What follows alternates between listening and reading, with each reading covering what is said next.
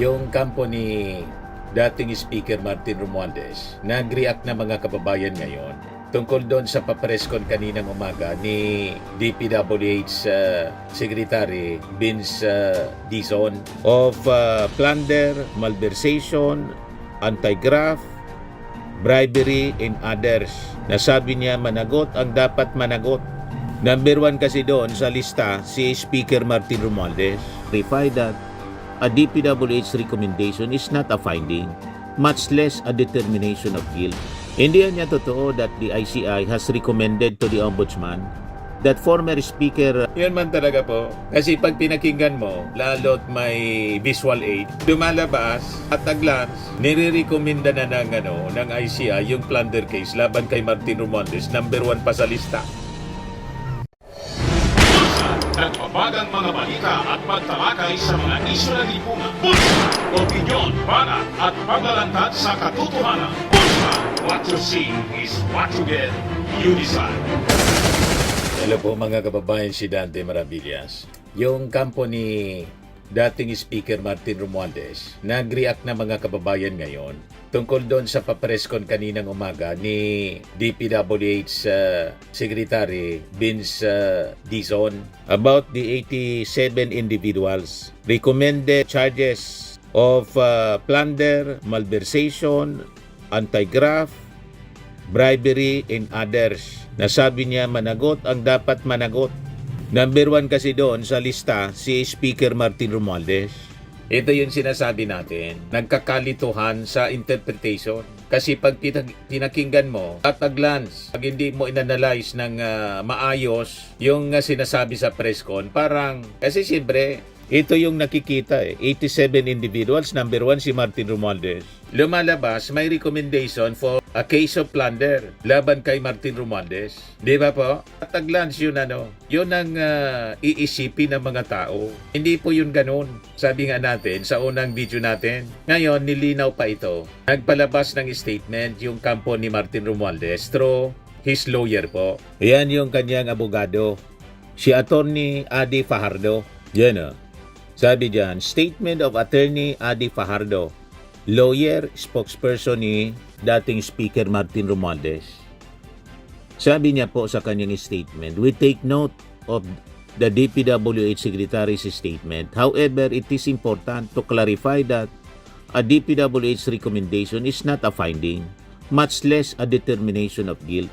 Hindi niya totoo that the ICI has recommended to the Ombudsman that former Speaker Ferdinand Martin Romualdez be charged with plunder or other serious crimes related to the flood control or 2025 budget issue. In fact, the ICI made it clear in the referral report that it was issued without finding or conclusion of guilt or liability on the part of former Speaker Romualdez. We respect the process and will await the Ombudsman to independently evaluate the submission based on evidence, not press conference soundbites. Yun man talaga po. Kasi pag pinakinggan mo, lalo't may visual aid, lumalabas at a glance, nire-recommenda na ng ICI yung plunder case laban kay Martin Romualdez, number 1 pa sa lista. Dagdagan pa ng caption ng ABS-CBN. In his year-end press conference, Secretary Vince Dizon said, the DPWH has recommended criminal and administrative charges against a total of 87 individuals, including former House Speaker Martin Romualdez, in relation to the flood control corruption scandal. O, di ba? Number 1 sa lista si Martin Romualdez. Mali po yung ganon na pagkaunawa. Kaya sabi ng kanyang abogado, wala man anyang plunder case, no guilt. Romualdez camp rebukes claim over flood control. Former Speaker Ferdinand Martin Romualdez camp rejected attempts to pin plunder and other serious crimes on him, underscoring the Independent Commission for Infrastructure, ICI itself, made clear its referral to the Ombudsman was issued without finding or conclusion of guilt or liability. That is exactly mga kababayan yung sinasabi natin kanina. May mali siya po yung Priscon. Ano ba? Kaya yung kwento ngayon sa mainstream media, lumalabas, nag-recommend po ng plunder case yung DPWH laban kay Martin Romualdez at mga kasama tulad ni Saldico, ni DPWH Secretary Manny Bonoan, dating DPWH Secretary, at marami pang mga pangalan. Yan ang lumalabas sa kwento. Mali po yon. Kaya sabi dito sa paglilinaw ni Attorney Fajardo sa kanyang statement, abogado at saka spokesperson ni Martin, yung statement niya attributed to the DPWH should not be misconstrued as proof of wrongdoing. We take note of the DPWH Secretary's statement. However, it is important to clarify that a DPWH recommendation is not a finding, much less a determination of guilt, sabi po ni Fajardo. Fajardo categorically denied reports suggesting that the ICI had recommended the filing of plunder or other serious charges against the former speaker. It is not true anya that the ICI has recommended to the Ombudsman that former Speaker Martin Romualdez be charged with plunder or other serious crimes related to the flood control or 2025 budget issue. Yan mismo yung sinabi natin. Wala man pong recommendation na ganon. On the contrary niya, sabi ni Attorney Fajardo, the ICI itself underscored the absence of any adverse conclusion against Romualdez in its referral to the Office of the Ombudsman. In fact, the ICI made it clear in the referral report that it was issued without finding or conclusion of guilt or liability on the part of former Speaker Romualdez. Fajardo said Romualdez respects institutional processes and is confident that the Ombudsman will assess the matter independently and fairly. We respect due process and will await the Ombudsman to independently evaluate the submission based on evidence, not press conference soundbites.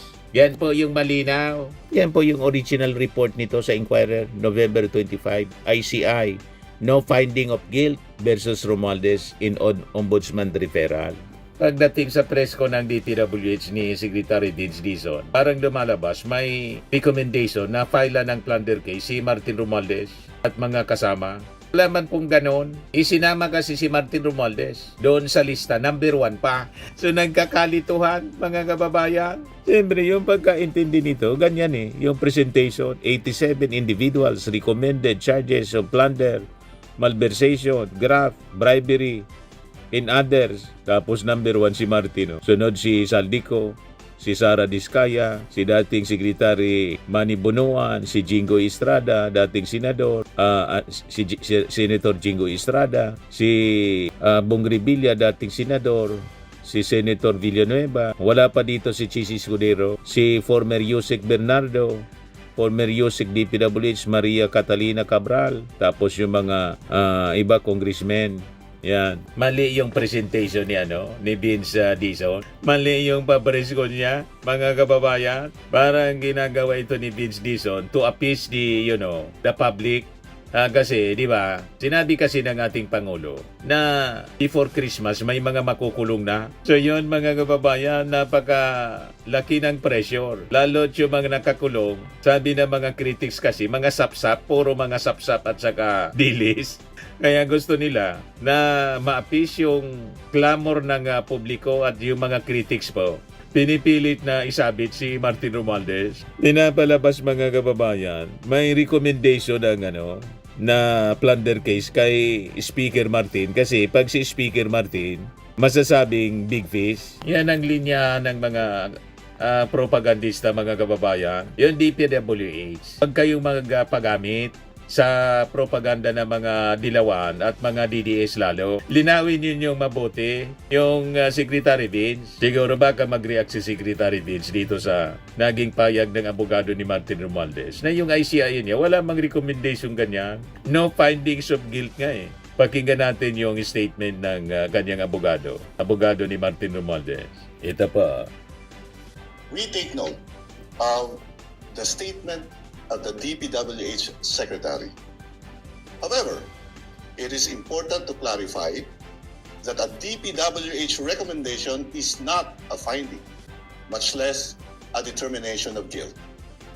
It is not true that the ICI has recommended to the Ombudsman that former Speaker Ferdinand Martin G. Romualdez be charged with plunder or other serious crimes related to the flood control of 2025 budget issue. In fact, the ICI made it clear in their referral that it was issued without finding or conclusion of guilt or liability on the part of former Speaker Romualdez. We respect due process and will await the Ombudsman to independently evaluate the submissions based on evidence, not press conference soundbites.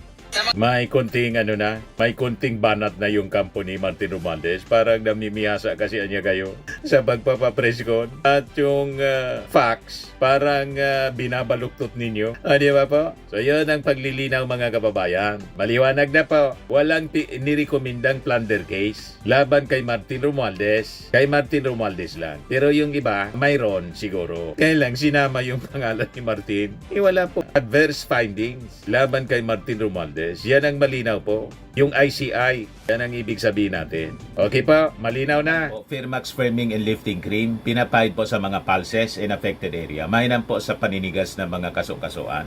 Ito naman po, Automax Radiant Serum. Sa mukha naman yung application, anti-aging po siya. You will look 10 years younger than your age. Sa mga cancer patients naman po, baka lang gusto ninyo itong itry. Neng siya Red Mix Fruit Drink. Hindi mo po siya gamot, food supplement siya. Kaya lang, gawa siya mga kababayan sa goji berry. Yung goji berry, may anti-cancer properties. O ngayon, yung mga inquiries ninyo, dumiritso na lang kayo sa aming messenger sa Facebook para masagot namin agad. Ayos pa? Ayos na ayos niya, Mr. Maravilla. Sa mga nagana po ng malinis and spacious fitness gym, pumunta lang po kayo sa aming Colossal Fitness Gym. May Grab car rental din po kami. But anyway, ito po pala yung aming bagong product na binibenta online. I am worldwide amazing pure organic barley powdered drink mix from Australia. Negosyo to ng aking anak na architect entrepreneur Riz Maravillas. Ayan po. Kontakin na lang po ninyo siya, Riz Maravillas on Facebook. Ang mga health benefits niya, boost immunity, improves digestion, enhance energy levels, packed with antioxidants, prevent cancer. Ito naman po yung bago naming product na binibenta online. Eye Glow Serum, whitening po siya. Tingnan ninyo yung epekto sa aking anak na architect before and now. Yung mga inquiries po ninyo, dumiretso na lang kayo sa kanyang Facebook account, Riz Maravillas.